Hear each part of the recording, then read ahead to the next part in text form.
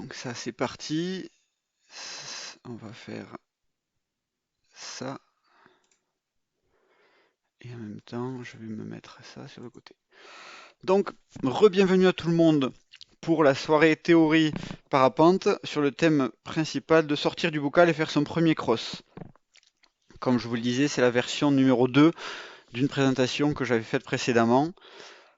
Donc, on va partir sur la présentation. N'hésitez pas à m'interrompre si vous avez des questions. Donc, principalement par le chat. Et Sébastien me signalera quand on a des questions. Du coup, sortir du bocal, vous en rêvez peut-être depuis un petit moment, c'est un moment important de la progression. Il y a beaucoup de choses qui se passent au niveau du mental. Et donc, on va essayer de décortiquer quelques aspects pour tout simplement vous faciliter l'accès à ce qu'on appelle voilà, le premier cross. Donc, pour ça, on va d'abord définir ce que c'est qu'un cross. On va définir une liste de prérequis. Par rapport à ces prérequis, qu'est-ce qu'on peut mettre en place s'il nous en manque, donc en termes de préparation. Et ensuite, on fera de l'analyse et on parlera aussi de la réalisation le jour J. Donc pour définir, le parapente classique, tel qu'on l'apprend, c'est décoller à un point A et atterrir à l'atterrissage officiel, qu'on va appeler le point B. Donc ça, c'est ce que tout le monde fait en école. Maintenant, quand on parle de sortir du bocal, c'est quoi? Il y a deux possibilités.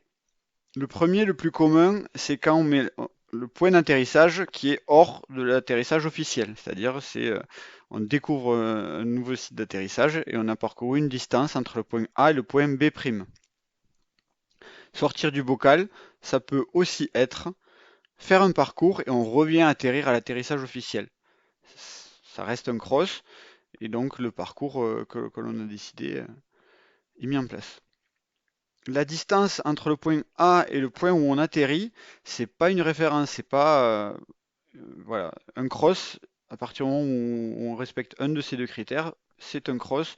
Et il y a pas de petit, enfin il n'y a pas de cross cadeau. Il y a des 30 km à faire qui sont très faciles dans les Alpes ou autres, alors que sur certains sites, c'est très difficile de faire 15 km tout simplement. Alors il y en a un qui n'a pas encore coupé son micro. Paf. D'activer le micro. Hop, ok. Au niveau des prérequis, on va parler de capacité physique et mentale. On va parler aussi de technique de parapente. Ça reste un peu de technique quand même. Et on va aussi parler de matériel. Donc pour commencer, les capacités physiques et mentales. Voilà, les questions qu'on va se poser pour savoir est-ce qu'on est prêt à sortir du bocal et prêt à faire un premier cross. Donc est-ce que ma forme physique me permet un atterrissage vent de travers ou vent arrière? Voilà, tout simplement parce que quand on change, enfin on sort de la zone de confort, donc on sort du site connu, on va arriver dans un atterrissage qui sera une vache, et il faudra s'adapter aux conditions et à l'environnement. Donc le vent, on n'est pas forcément, enfin c'est parfois délicat, et on est parfois amené à faire des atterrissages avec du vent qui n'est pas laminaire et de face. Est-ce qu'on est capable aussi de marcher 2 km avec notre sac de parapente sur le dos? Alors ça paraît tout bête, mais l'atterrissage où on atterrit à 5 mètres d'une route avec une voiture qui s'arrête pour nous prendre un stop, c'est le rêve. Mais malheureusement, ça se passe pas toujours comme ça. Et donc, bon, 2 km, voilà, c'est une distance moyenne, mais il faut qu'on soit en mesure de pouvoir le faire. Est-ce qu'on est à même de rester plusieurs heures dans notre sellette? Donc là, on parle de l'aspect physique, c'est-à-dire est-ce qu'on sait voler un petit peu longtemps? Est-ce qu'on se sent capable de gérer le stress lié au vol en terre inconnue? Atterrissage, vent thermique. C'est-à-dire que voilà, au niveau de notre progression, au niveau du mental, est-ce que on se sent capable, voilà, tout simplement de découvrir un terrain d'atterrissage qu'on n'a jamais vu et d'y atterrir, quelle que soit sa taille. Est-ce qu'on sait renoncer à bon escient ou au contraire se mobiliser en cas de point dur? Ça, c'est un aspect important au niveau du mental, c'est-à-dire savoir identifier, voilà, les conditions sont trop fortes pour moi aujourd'hui, j'avais prévu de faire un cross, tant pis, je vais le remettre à un autre jour et je vais aller atterrir en sécurité ou éventuellement ne même pas décoller. Parfois, on est en vol et on se retrouve dans un endroit inconfortable Et malheureusement, on peut pas se dire, bon, ben, tant pis, je vais atterrir ici. C'est un endroit où on peut pas atterrir parce que c'est par exemple de la forêt. Donc il va falloir aussi savoir ben, mettre en place ses capacités mentales pour ben, conserver une technique qui nous permettra de sortir de ce point dur et rejoindre une zone sécurisée. Donc ce qui est important là-dedans, et la capacité physique et mentale, elles sont très liées, c'est de conserver de la lucidité pour finir le vol en sécurité quoi qu'il arrive. Donc il ne faut pas attendre d'avoir atteint ses limites physiques ou ses limites mentales pour prendre des décisions, il faut anticiper tout ça et garder la lucidité. Au niveau technique, parapente, parce que bon, ça reste le principal. Donc au niveau des techniques de vol, pour le cross proprement dit, est-ce qu'on est capable d'enrouler plusieurs thermiques jusqu'au sommet sans fermeture? Donc ici, ce qu'il faut comprendre, c'est, voilà, est-ce que déjà on a déjà fait des vols sur un site connu où on enchaînait les thermiques, c'est-à-dire c'est pas décoller, prendre un thermique et puis aller atterrir, c'est est-ce qu'on est capable, voilà, sur une heure d'en enrouler un, deux, trois, quatre, jusqu'au sommet, ça veut dire, est-ce que voilà, quand je prends un thermique, est-ce que j'arrive en haut directement du thermique ou est-ce que je sors du thermique, je me fais doubler par une voile, faut que je le recherche, je le retrouve, voilà.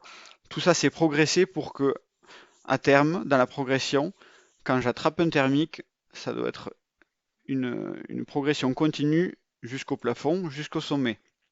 Et enfin, sans fermeture, c'est très important aussi, c'est voilà, c'est jauger, est-ce qu'on est en adéquation du niveau du pilote avec le niveau de la voile. Une voile qui ferme sans arrêt, c'est qu'il y a un problème dans cette adéquation-là. Donc, par rapport à tout ce qu'on veut savoir faire, il faut être capable de savoir enrouler plusieurs thermiques jusqu'au sommet et sans fermeture. Est-ce que je connais les régimes de vol de ma voile? Tout simplement parce qu'on améliore les performances quand on connaît les régimes de vol, et aussi ça nous permet de rester en sécurité. Là, je vous renverrai sur les présentations que j'ai faites qui concernent la polaire. Tac, tac, j'accepte les personnes qui arrivent. Est-ce que je sais voler en dynamique, c'est-à-dire en appui sur un relief, suivant le type de crosse que l'on prévoit? C'est très utile. Est-ce que je connais les notions de haut vent et sous le vent? C'est important à savoir. Quand voilà, je sors d'un bocal, je sors de ma zone de confort, je vais arriver dans des zones que je n'ai pas, que je connais pas, mais par contre, il faut que je sache analyser quelles sont les zones au vent et quelles sont les zones sous le vent. Il y a des techniques d'atterrissage qui sont importantes. Est-ce que je sais atterrir dans un lieu improvisé, construire une approche sur un terrain non repéré? Est-ce que je sais lire la direction du vent, c'est-à-dire lire dans l'environnement quand je suis en vol, par rapport voilà, les arbres, les manches à air éventuellement, les fumées, il faut être capable de savoir lire la direction du vent. Est-ce que je sais identifier la présence de lignes électriques, culture, élevage? Donc voilà, donc c'est s'habituer à tout moment du vol, prendre conscience de notre environnement, de ses contraintes et donc de ses obstacles. Une petite aparté, c'est que XC-Track ou d'autres éléments, ils permettent de visualiser les lignes électriques et certains obstacles, on peut les matérialiser sur nos instruments de bord. Un petit conseil, c'est de repérer les routes avant de poser. Une fois au sol, c'est beaucoup plus difficile. Effectivement, quand on est en vol, tout nous semble simple, tout nous semble plat, toutes les distances semblent courtes parce qu'on fait tout en parapente. Une fois qu'on est posé dans un champ où il y a 1 mètre d'herbe, on ne sait même plus des fois de quel côté est la route et vers où il faut marcher. Je vous ai fait un petit quiz exercice qui se passe bon, sur le Larzac pour ceux qui reconnaissent. On a le décollage de Brunas qui est ici. On est poussé par du vent et donc on se déplace en crosse dans cette direction-là. On a 3 pilotes, Pierre, Paul et Jacques. Le pilote A, enfin voilà, les 3 pilotes, ils arrivent en fin de vol, ils trouvent plus de thermique. Le pilote A, il va poser ici. Le pilote B, il va poser ici. Et le pilote C, il va poser ici. Il revient sur ses pas et il pose ici. Est-ce que vous connaissez la différence entre ces 3 pilotes?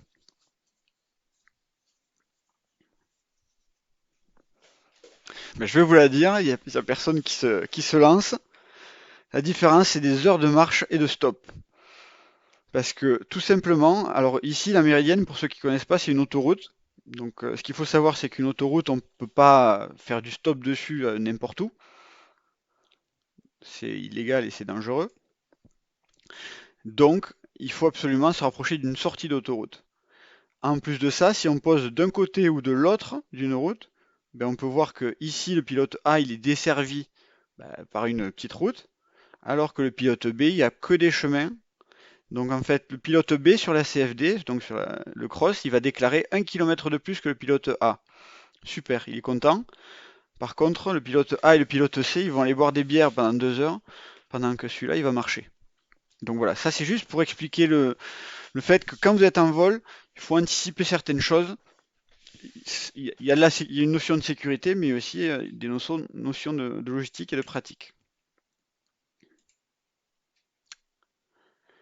Prérequis. Au niveau matériel, est-ce que je dispose d'un matériel adéquat pour mon premier cross? Voilà, ce qu'on peut vous dire, c'est que les sellettes montagne très très légères, type string, c'est pas très recommandé. Le confort est limité. En plus, bon, on n'est pas très très bien, voilà, on n'est pas très bien assis et pas très bien protégé. Donc, c'est pas ce qu'on recommande. Le matériel minimum que l'on recommande, c'est d'avoir une aile en bon état et révisée. On va pas parler d'une aile particulièrement de performance, tout simplement parce qu'aujourd'hui, des ailes à partir de A, donc sortie d'école, eh ben, on a des gens qui dépassent les 100 km. Et donc, normalement, si on en est au stage du premier cross, on n'a pas l'ambition de dépasser de suite les 100 km. Il nous faut une sellette de progression, donc avec protection et confort adéquat. Donc un parachute de secours, un variomètre pour savoir si on monte ou si on descend, un téléphone portable chargé, parce que c'est très important et le téléphone portable, c'est vraiment capital une fois qu'on est posé. On revient sur l'aspect logistique et pratique. Les petits plus, c'est quoi? C'est un GPS, une radio, un kit de sécurité, débranchage, etc., couverture de survie.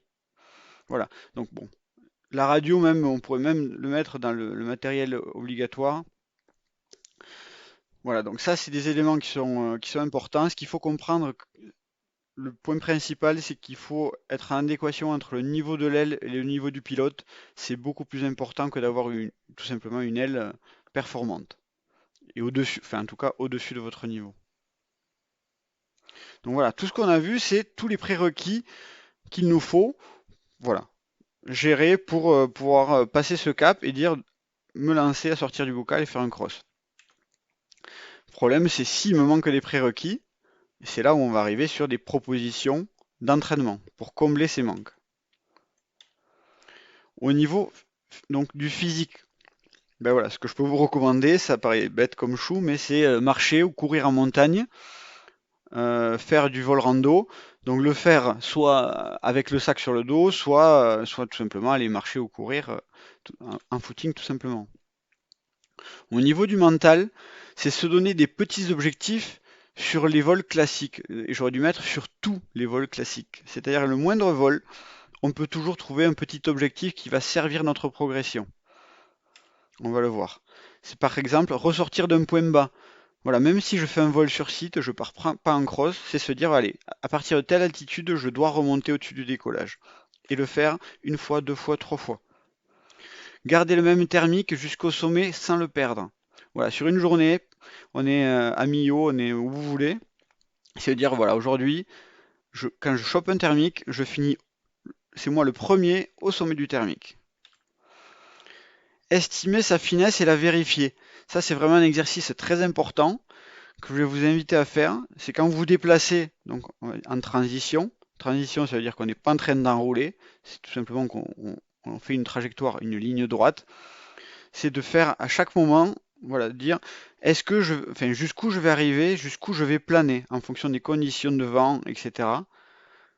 Et donc, par exemple, me dire, ok, je me dis que par rapport à ce clocher de village, je vais passer à, allez, 200 mètres au-dessus. Si je pars à l'altitude où je suis là, et allez, j'y vais, et je vérifie, est-ce que j'ai posé avant? Voilà, ben, j'ai pas du tout bien calculé ma finesse, donc j'ai pas ça en tête.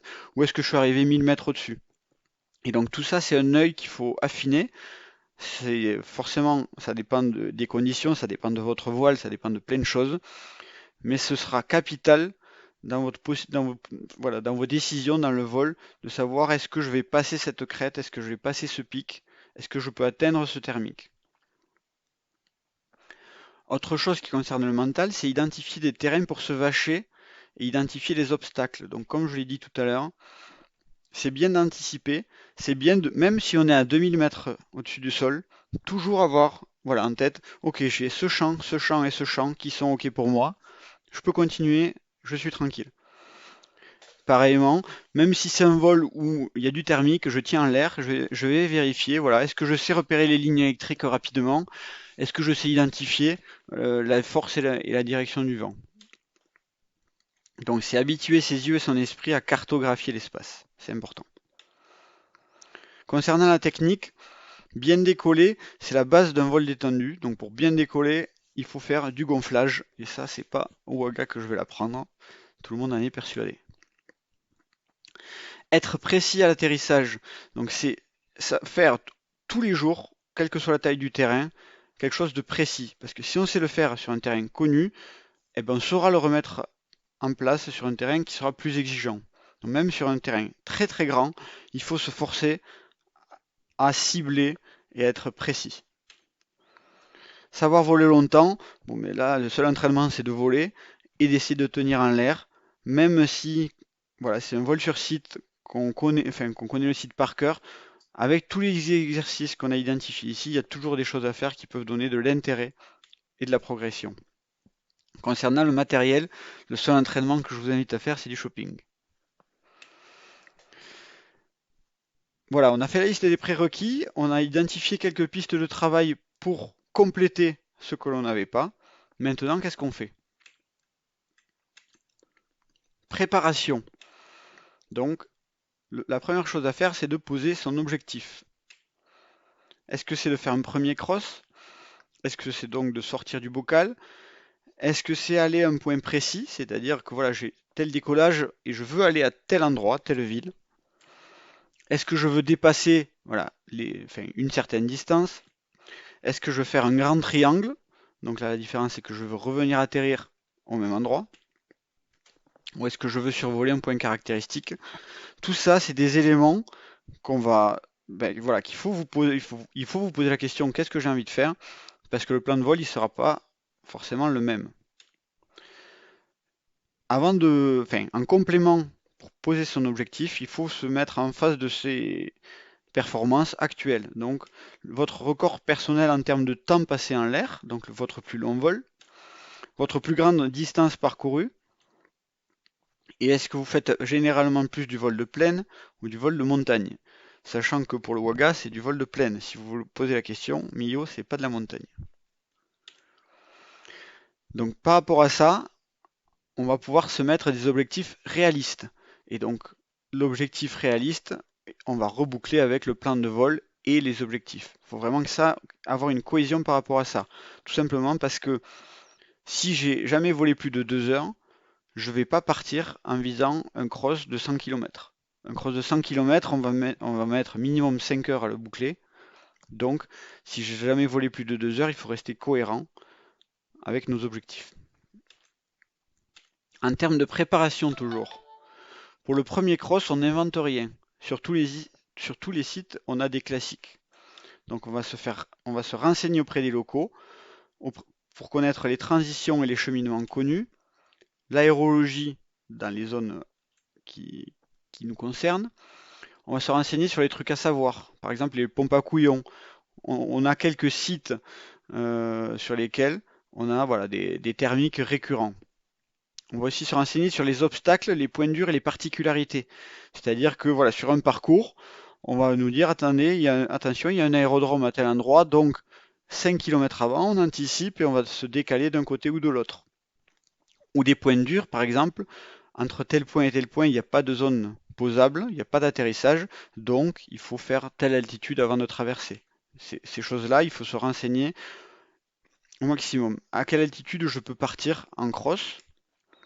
Les vaches connues pour le début du vol, voilà, ça c'est souvent chaque site en disant voilà, tu peux partir en cross et si jamais tu échoues très vite, il y a au moins ce champ, c'est une valeur sûre.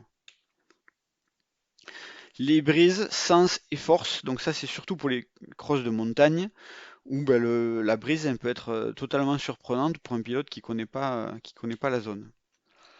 Le but de tout ça, de se renseigner, c'est de réduire les inconnus autant que possible pour que notre esprit soit focalisé sur l'action de ce qu'on a à faire, donc le pilotage. Qu'on ait le moins d'incertitudes possible par rapport au parcours, au moins sur le début du parcours. Pour un vol ambitieux, avant de réaliser le vol, on va le planifier. Quand je dis ambitieux, à partir du moment où on veut dépasser un petit peu ce qu'on fait d'habitude, c'est ambitieux. C'est pas forcément 100 km. 50, c'est déjà ambitieux. On va afficher et télécharger les vols déclarés. Par rapport à la CFD, donc, c'est un site qui récapitule les traces que les gens vont poster dessus. Vous connaissez certainement, j'ai mis le lien. XC Contest, c'est la même chose au niveau mondial. XC Planner, c'est un autre site qui permet de visualiser des traces, mais aussi de calculer des distances. Et donc le but, c'est de choisir un cross accessible pour une journée normale. C'est-à-dire que si je veux regarder toutes les traces qui ont été faites depuis Marnave, je ne vais pas commencer par regarder les records de 130 km. Si les conditions sont meilleures le jour où on va vraiment le faire, ce sera toujours plus facile. Préparer un plan de vol, c'est aussi identifier quelles sont les zones interdites, et je parle principalement de zones aériennes. Quelles sont les longueurs des transitions? Donc ça, c'est pour certains crosses, il y a des éléments, des chiffres clés à connaître. Et à quelle altitude je peux quitter le thermique pour assurer la transition d'une crête à une autre, par exemple. Le jour J, donc on fait le check météo le matin pour confirmer ce qu'on a planifié. On va déjà confirmer que le site du décollage qu'on a choisi est toujours pertinent, c'est toujours le meilleur. Est-ce que le plan de vol est toujours envisageable avec ces conditions? Elles peuvent s'être améliorées, donc on va allonger le plan de vol. Elles peuvent s'être dégradées, et donc dans ce cas-là, on va aussi réduire nos objectifs à la baisse. Modifier le plan de vol si besoin. Important, c'est d'arriver tôt au décollage. Pourquoi? Parce que ça nous permet de nous préparer tranquillement, sans se mettre de stress. Encore une fois, on pourra focaliser nos actions au moins sur ce qu'on a vraiment à faire et observer. Observer, c'est-à-dire 1 heure ou 2 heures avant notre décollage, c'est commencer à identifier les cycles thermiques. Voilà, savoir si le cycle thermique il dure 5 minutes et est-ce qu'il est assez fort ou est-ce que c'est plutôt faible. Les intercycles, donc ça c'est la durée entre deux cycles thermiques. C'est-à-dire que si j'ai un cycle thermique de 5 minutes fort, mais que le suivant il est 20 minutes après, eh ben, on aura largement le temps d'aller atterrir si finalement entre les deux. Donc c'est plus l'intercycle est court, plus c'est favorable pour notre activité. Évidemment, on va analyser l'évolution des nuages, forme, taille, position, altitude, dérive. On va pouvoir tirer tout un tas d'informations de tout ça. Les oiseaux, effectivement, ils vont nous permettre de visualiser les ascendances et pas mal de choses sans qu'on ait besoin de se mettre en l'air. Le dernier point, c'est d'être près dans ma sellette pour saisir le créneau. Ça arrive sur des sites que le cycle thermique, le bon cycle thermique pour s'extraire et pour faire un cross, il dure un quart d'heure. Et ensuite, ça peut être tout à fait standard, voire pas top à voler tout le reste de l'après-midi. Donc ceux qui étaient dans leur sellette, ils décollent, ils prennent le thermique, ils volent, ils partent en cross. Tous les autres, soit ils font des ploufs, soit ils restent toute l'après-midi devant le déco. Point de vue sécurité maintenant. Donc, avant de me lancer sur un cross, je préviens au moins une personne du parcours prévu. Donc ce que je vous recommande, c'est plutôt de faire du vol de groupe, donc d'y aller ensemble, etc. Bon, dans le pire des cas, je suis seul, je vais sur un décollage, j'ai pas d'amis avec moi, je vais prévenir au moins une personne sur voilà, de où je vais décoller, la direction du déplacement envisagé. Ça, en plaine, on sait qu'on va partir dans le sens du vent. On va bien sûr préparer la météo comme il faut. On va voir pour mettre en place du live tracking. Ce serait l'idéal en complément de prévenir une personne, c'est de mettre en place un live tracking. Il y a plusieurs méthodes. Il y a XCTrack qui qui permet ceci. Et il y a aussi Sport Track Live. Alors il y en a d'autres, moi je vous en ai mis deux que je connais et qui je sais qui fonctionnent. Donc éventuellement on en discutera pour ceux qui sont intéressés. Donc je reviens sur ce point-là parce que c'est capital. Je vérifie que j'ai un téléphone chargé. Prendre un demi-litre d'eau, ça peut vraiment faire du bien parce que tout se passe pas toujours comme prévu, comme je disais, et on peut arriver à attendre des heures ou à marcher 2 km ou plus. Donc avoir un minimum d'eau, c'est un minimum. Est-ce que ça va jusque-là au niveau de la présentation? Est-ce que s'il y a des questions, n'hésitez pas, que ce soit par écrit ou autre. Très bien. Au niveau sécurité toujours. Voilà, c'est un point qui est très important et s'il n'y a qu'un seul point à retenir ce soir, c'est celui-là. C'est qu'à tout moment du vol, j'ai un posé possible dans mon cône de planer. Donc voilà, je vais vous expliquer un petit peu ce que j'entends par cône de planer. Un pilote, donc qui est en l'air, il va avoir une finesse donnée, c'est-à-dire un planer. Quand il parcourt une distance verticale, il parcourt aussi une distance horizontale. Donc ça lui fait parcourir une trajectoire voilà, vers le sol, mais qui avance. C'est ce qu'on appelle la finesse ici. Donc dans ce cône de planer, vous comprendrez que plus le pilote est haut, plus le cylindre au sol est grand. Et donc je veux toujours que le pilote ait un champ. Alors une vache possible, c'est un champ vert. Donc un champ qui est d'une taille suffisante pour poser un parapente dans des conditions normales. Si on a un terrain qui est beaucoup trop loin, admettons si on n'a pas ces deux terrains-là, c'est un problème parce que si on a que de la forêt en dessous de nous et qu'on ne trouve plus d'ascendance, on ne sera plus en mesure de rejoindre ben, cette vache, donc ce terrain, s'il est en dehors de notre cône de finesse. Donc c'est très important de garder ça en tête tout au long de la présentation et de vos futurs vols. Là-dedans, il faut prendre en compte la vitesse du vent ou de la brise. Pourquoi? Parce que si je rajoute du vent dans cette direction-là, mon cône de planer il va se déplacer. Vous comprendrez bien que si je fais demi-tour et que je suis poussé par le vent, je vais aller plus loin. Alors que si je reste face au vent, je vais aller moins loin. Alors un champ qui peut-être sans vent était atteignable, il ne le sera plus. Cette zone devient donc inaccessible alors que celle-là devient accessible. Si je mets du vent plus fort, ce cylindre il va se déplacer encore plus. La zone inaccessible devant nous, elle va grandir. Par contre, si on fait demi-tour, on pourra revenir également plus loin. Donc ça, c'est une autre vision avec le combo manche à air qui indique donc le vent et le plané qui donc est symétrique sans vent. Et plus il y a du vent, plus il se déplace. Donc ça, j'ai illustré ceci pour voilà, construire un plan de vol pour un cross. On a un pilote A qui décolle sur un site, donc déco du point A. J'ai tracé donc en bleu là son cône de plané en air calme et ici on va travailler par vent nul, ce que j'ai mis en haut à droite et on va travailler sur tous les schémas, ça simplifie tout. Donc pour ces hypothèses, on a un cône de plané donc qui est en bleu et on voit que l'atterrissage officiel, ça tombe bien, il est dans son cône de plané, donc il peut faire son vol tranquillement. Un autre pilote qui a décollé un petit peu avant, il prend des ascendances et il commence à se déplacer. Donc il est à cet instant, à cet endroit. Le pilote 3 à cet instant est à cet endroit et on a un pilote 4 qui est là aussi. Chacun, on va observer leur cône de plané.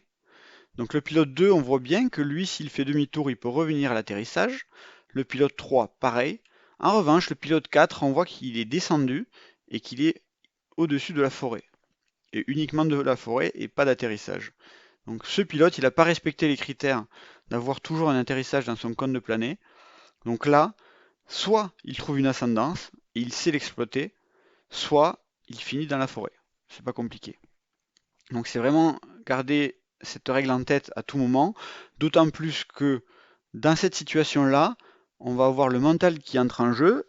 Quand je m'aperçois que j'ai pas d'atterrissage devant moi, enfin accessible, je vais encore plus perdre mes moyens et encore moins bien exploiter les ascendances. Donc vraiment, soyez très vigilants à être plutôt un de ces 3 premiers pilotes et pas le pilote numéro 4. Une deuxième configuration, ce que j'ai fait, c'est que j'ai créé un atterrissage B ici. On a les pilotes au même endroit, et finalement, voilà, ce pilote 4, il peut aller ici, parce que, admettons, si c'est le même pilote qui est en position 3, il commence une transition, tout en sachant qu'il peut atterrir au début soit à l'atterrissage A, soit à l'atterrissage B, donc il va se déplacer, et maintenant il peut évoluer dans cette zone, en sachant que, bon, ok, il ne pourra pas revenir à l'atterrissage A s'il ne trouve pas d'ascendance, mais il aura toujours imposé en sécurité à l'atterrissage B. Pour le vol de plaine, c'est la même chose et on répète ce schéma en fait. Ce schéma, il va se répéter, se répéter, se répéter le plus longtemps possible et sur une distance la plus longue possible. Donc le pilote 1, il va enrouler son thermique jusqu'à atteindre une position donc plus en altitude. Et là, il s'aperçoit qu'il a un champ, voilà, au-delà de la forêt, donc il peut se lancer sur cette transition. Arrivé au bout de sa transition, il peut atterrir ici s'il trouve plus d'ascendance, mais s'il trouve une autre ascendance, il va l'enrouler et remonter. Il va regarder son cône de planer, évidemment ce cône il est virtuel, il voit qu'il peut atteindre la zone C, donc il va se lancer dans la transition et atteindre la position ici. Encore une fois, s'il ne trouve pas d'ascendance, il peut atterrir à l'atterrissage C. S'il trouve une ascendance, c'est ce schéma qui va se répéter le plus longtemps possible. En montagne maintenant. Donc la différence, c'est qu'on a placé une montagne ici. Le pilote 1, donc il fait son vol, il prend un thermique, il arrive dans cette position-là.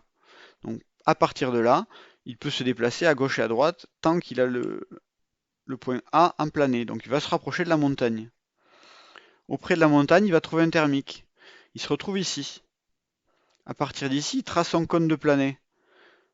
Bon, ce qu'on peut s'apercevoir, c'est que tant qu'il est ici, il peut revenir au point A. À partir de là, s'il décide de franchir la montagne, il peut se mettre en difficulté, surtout s'il ne connaît pas l'environnement de l'autre côté de la montagne. Dans cet exemple, il fait le choix d'y aller. Il se retrouve ici, sauf qu'ici, il est en difficulté. Pourquoi? Parce que son cône de plané ne lui donne pas l'atterrissage C en finesse. S'il veut faire demi-tour, il ne peut plus parce qu'il y a la montagne. Donc il est en difficulté, il est dans l'obligation de trouver une ascendance. Ce que on aurait préféré, c'est que le pilote ici reste en stand-by et en finesse de l'atterrissage A, jusqu'à trouver une ascendance qui lui permette d'avoir une transition qui lui permettra d'avoir l'atterrissage C directement dans son cône de plané. Donc là, ce qu'il faut insister, c'est par rapport à une arête, on ne bascule de l'autre côté que si on est sûr et certain que l'on sera en mesure d'atteindre un point d'atterrissage sécurisé de l'autre côté. Dans cette version-là, un petit peu simplifiée, j'ai rajouté un atterrissage B ici. Donc finalement, quand le pilote est au-dessus de l'arête, on sait qu'il atteindra soit l'atterrissage A, soit l'atterrissage B. Donc il peut faire tranquillement son vol. Il n'est pas obligé de prendre cette altitude supplémentaire. On va tout de même conserver un point important, c'est qu'en montagne notamment, pour franchir une arête, on va se garder une marge d'altitude, c'est-à-dire que le pilote, il ne faut pas qu'il passe 1 mètre au-dessus de l'arête. Pourquoi? Parce qu'il y a forcément une face au vent et une face sous le vent, dans 99% des cas. Donc il y aura des turbulences d'un côté ou de l'autre. Donc les turbulences au-dessus d'un relief, on va essayer de les éviter en se plaçant bien au-dessus. Le conseil que je vous donnerai, c'est 200 mètres d'altitude verticale par rapport au point le plus haut de l'arête. Donc si ma montagne elle est à 1000 mètres, il faut que je passe à 1200 mètres. Ok pour ça. Le vol de groupe, quelque chose que j'ai rajouté par rapport à la présentation précédente, c'est qu'il y a un précepte qui est très très très vrai en parapente. C'est que seul je vais plus vite et ensemble on va plus loin. Je vais... Oui, pardon.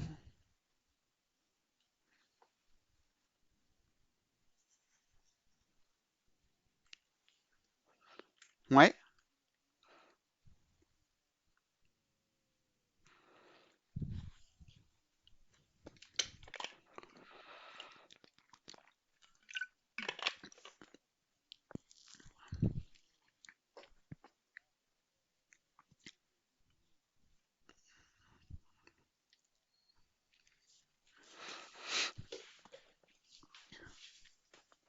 Alors effectivement, il y a plusieurs moyens de...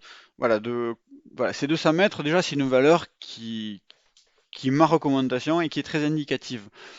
Le premier moyen, effectivement, c'est d'utiliser son GPS qui va te donner ton altitude.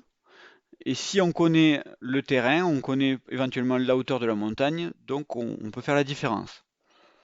Et XCTrack, il te donne ta hauteur par rapport au sol également, si tu as la cartographie. Donc il y a des appareils comme ça qui te mâchent le travail.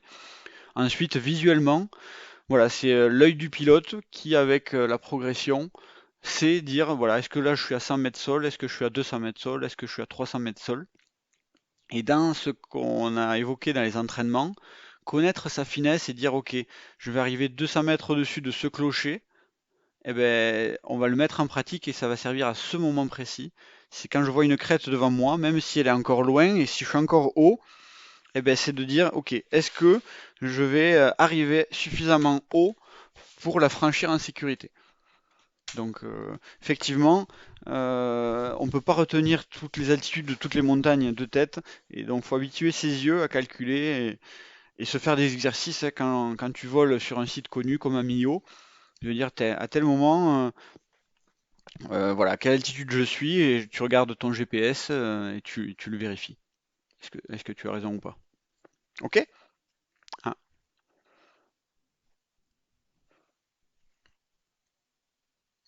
effectivement. Ok. C'était une bonne question, n'hésitez pas si jamais, hein. Donc, je reviens concernant le vol de groupe. Je disais que seul je vais plus vite et ensemble on va plus loin. Ça fait un peu syndicaliste, mais c'est très très vrai. Je recherche un thermique, donc j'ai mon petit parapente, donc avec mon bord d'attaque jaune. Je suis en transition et je cherche des thermiques. J'ai matérialisé des thermiques, donc des colonnes en vue de dessus, et finalement, ben, je suis un petit peu passé au travers. Je suis posé. Maintenant, on cherche des thermiques parce que je suis allé voler avec des copains et on vole ensemble. Donc on a 3 voiles qui balayent l'espace. J'ai mis les mêmes thermiques, c'est la même taille de thermique, la même position. La seule différence, c'est qu'à 3, eh ben, on va trouver les thermiques, on va en trouver plusieurs même. Et donc ça va nous permettre de converger. Donc là j'ai fait des flèches qui expriment un petit peu ça. C'est-à-dire que si le premier qui a le thermique, il va enrouler pour monter, et les autres ils vont s'en inspirer en convergeant dans cette direction pour se retrouver dans le même thermique, atteindre le plafond et repartir. Donc voilà, ce qu'il faut bien comprendre, c'est que, alors que ce soit des gens que je connais ou pas, en parapente, si on s'isole, on se met en difficulté, et c'est beaucoup plus délicat de trouver les ascendances, parce que ben, il y a une part d'aléatoire, même s'il y a une grosse part d'analyse.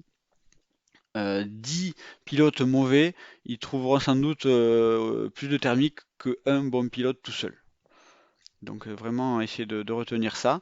Retenez aussi, là voilà, j'ai dessiné un râteau. Si vous les mettez les trois à la queue leu, ben ça fait pas le même effet. Donc essayez d'y penser. Si vous êtes en vol avec des gens autour de vous, ben, de ne pas vous mettre l'un derrière l'autre, mais plutôt vous mettre un à côté de l'autre. Et la distance entre deux voiles, alors là sur le dessin elles sont très proches, mais ça peut être 50, 100, 200 mètres. On n'est pas obligé de se toucher les stabilos. Petit conseil, opposé aussi, on se regroupe, c'est plus sympa et c'est plus facile. Et là, je vous renvoie à l'exemple de l'autoroute. Concernant le vol, plus la journée est instable, plus le cross sera facile, mais plus il sera stressant et fatigant. Si on ne se le sent pas, il ne faut pas hésiter à retarder le cross dans l'après-midi, parce que les conditions elles seront plus faciles, parce que les cycles seront plus longs, les thermiques plus établis. Ce qui est important, c'est d'au-delà d'une heure de vol, on commence à perdre en lucidité sans vraiment s'en rendre compte, mais il faut vraiment boire de l'eau. Enfin, c'est ma recommandation. Vraiment, on sent rien du tout, mais au-delà d'une heure de vol, alors c'est une gorgée, 2 gorgées maximum, mais c'est important, d'autant plus, et vous ferez l'expérience, de vérifier est-ce que vous volez avec la bouche ouverte ou pas. On s'en rend même pas compte des fois, mais en fait on a la bouche super sèche, parce qu'en fait on a volé un quart d'heure avec la bouche ouverte. Donc vraiment, pensez à, voilà, dans votre progression, dès qu'on commence à voler plus d'une heure, à faire rentrer ça dans votre vol, d'avoir une petite gourde, une petite flasque, ce que vous voulez, un camelback qui vous permettra de boire. Et puis c'est de l'eau que vous aurez aussi à l'atterrissage. Vous serez bien content de l'avoir. Manger si nécessaire. Bon, moi je recommande des pompotes ou des bars, mais bon, ça c'est vraiment, c'est à chacun de voir. J'ai essayé d'identifier aussi 6 conseils clés pour réussir un cross. Donc le premier, c'est de voler le plus haut possible. Parce que au niveau où on est, de sortir du bocal et faire un premier cross, le but c'est pas d'aller vite, c'est surtout d'aller loin et donc de voler longtemps. Donc assurer ces plafonds, ça va faciliter vos transitions. Parce que quand on est haut, on a le choix. C'est-à-dire que quand je suis haut, je peux aller à droite ou je peux aller à gauche. Quand je suis en dessous d'une crête, ben, j'ai plus le choix, je peux que longer cette crête. Je peux pas passer de l'autre côté. C'est, c'est pas la course. C'est-à-dire que si il y a quelqu'un qui part du thermique, s'il monte encore, je vous ramène au point précédent, donc d'assurer les plafonds, c'est monter au maximum. Si je pars 100 mètres plus haut au début de ma transition, il y a toutes les chances, dans 90% des cas, que j'arrive 100 mètres plus haut au point d'arrivée. Et 100 mètres plus haut au point d'arrivée, si voilà, c'est un champ de blé, admettons, si je suis à 100 mètres au-dessus, je peux prendre un thermique. Si je suis à 0 mètre, je pose. Donc voilà, c'est vraiment un point qui est important d'assurer ses plafonds. Augmenter ses marges, ça c'est un rapport avec la sécurité, mais voilà, donc de vérifier par rapport à nos dérives dans le thermique, si c'est donc de rester au vent des crêtes, si on n'est pas au moins à 200 mètres au-dessus, on ne va pas se jeter de l'autre côté, on reste sur les secteurs au vent et on garde une marge suffisante. Voler avec la meilleure finesse de l'aile, et dans le doute plutôt un poil plus vite. Donc voilà, si on se déplace en transition, voilà, je vous ramène à connaître les régimes de vol, mais voilà, voler main haute aujourd'hui sur nos ailes modernes, c'est la finesse max et c'est ce que je vous recommande de faire. Si ça descend fort, il ne faut pas forcément renoncer et faire demi-tour. Pourquoi? Parce que tous les thermiques sont précédés d'une zone qui descend. Donc, si ça descend, c'est pas impossible qu'il y ait une ascendance qui soit pas très loin. Lors d'une transition, voilà, une transition, donc comme on le disait, c'est une ligne droite d'un point A vers un point B. Donc, ce qui est très important, c'est d'avoir un objectif en tête. C'est-à-dire qu'une transition, c'est pas je me laisse porter comme un papillon par le vent. C'est je vais à tel endroit et je sais que je vais arriver à telle altitude au-dessus, ce qui va me permettre d'espérer un thermique ou du dynamique, mais une ascendance. Et donc, quand vous aurez construit ce schéma, c'est le schéma préférentiel, il faut aussi se dire, OK, si ce champ, il déclenche pas, s'il n'y a pas de thermique ici, où est-ce que je peux aller en option, en plan B, finalement? Et donc, voilà, le plan B, c'est un autre endroit où, si ça n'a pas marché sur le plan préférentiel, on peut s'y rendre et espérer tenir en l'air, patienter, quoi que ce soit. Le point numéro 6, c'est visualiser à tout moment l'écoulement des brises à votre niveau, ainsi que dans les vallées en dessous. Donc, ça revient à ce qu'on a dit tout à l'heure, c'est vraiment cartographier l'environnement, mais pas seulement au niveau des obstacles visibles. Là, on fait intervenir aussi l'analyse du vent, qui peut être parfois marqué, typiquement sur Luchon. On peut voler à 2000 mètres, on n'a pas de vent du tout, alors que dans les 300 derniers mètres à l'aérodrome, donc en fond de vallée, on a une brise qui dépasse les 30 km/h. Indispensable à tout moment, je dois avoir un champ posable dans mon planet. J'espère que je l'ai répété suffisamment de fois aujourd'hui pour que ce soit la chose que vous retiendrez de la soirée. Je vais maintenant vous présenter les différents types de cross qui existent, sachant que c'est jamais 100% de un ou d'un autre. Donc un type de vol, c'est le vol de plaine. Ici, donc bon, voilà.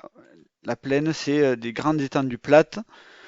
Le vol et le cross, il se fait souvent dans le lit du vent, donc en étant poussé, avec des distances en ligne droite, avec des atterrissages qui sont faciles à identifier et anticiper, comme on le voit sur les photos, on peut voir des kilomètres à la ronde, voilà, qu'on a un ou plusieurs champs accessibles dans notre cône de plané. Et on a très peu de risques de faire du vol sous le vent, puisque finalement, soulevant de relief, mais quand il n'y a pas de relief, ça n'existe pas.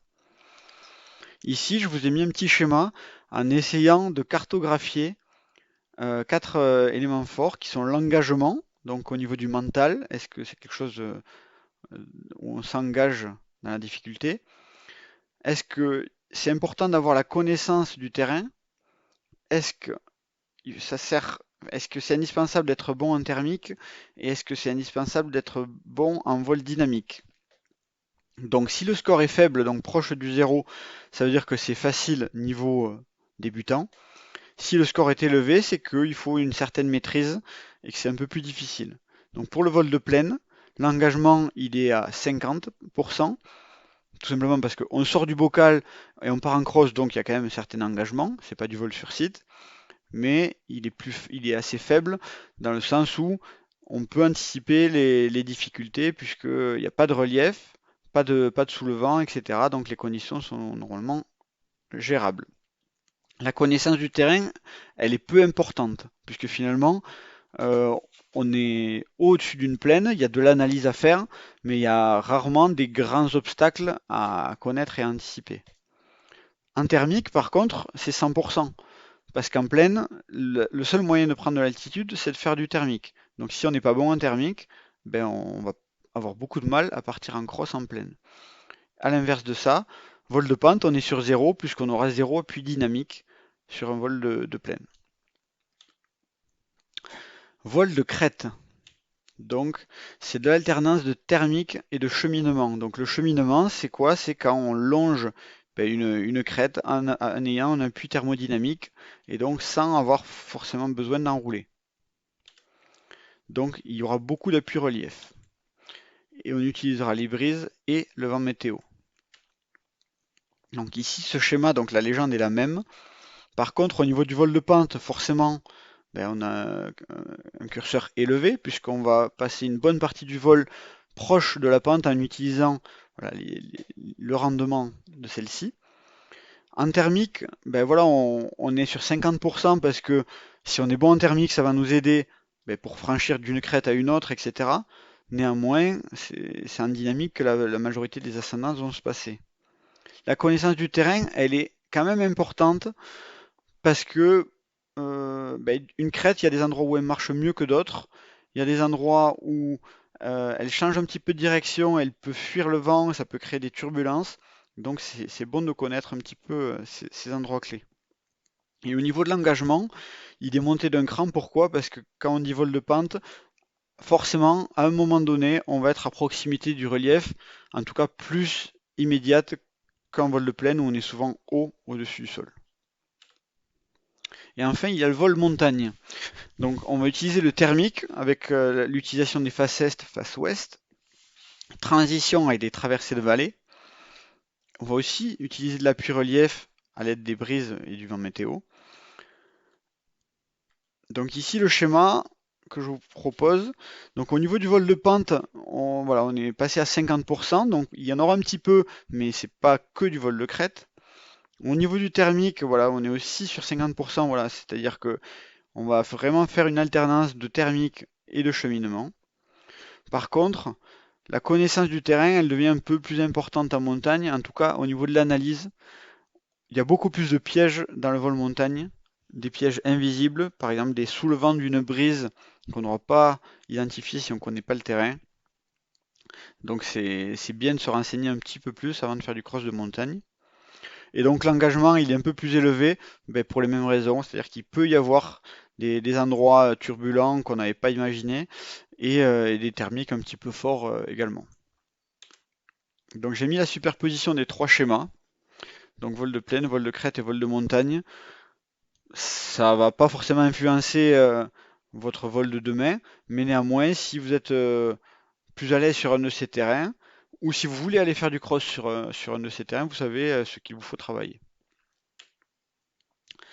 Petite bibliographie sur ce qu'on vient de voir. Donc je me suis pas mal inspiré de ces sites-là.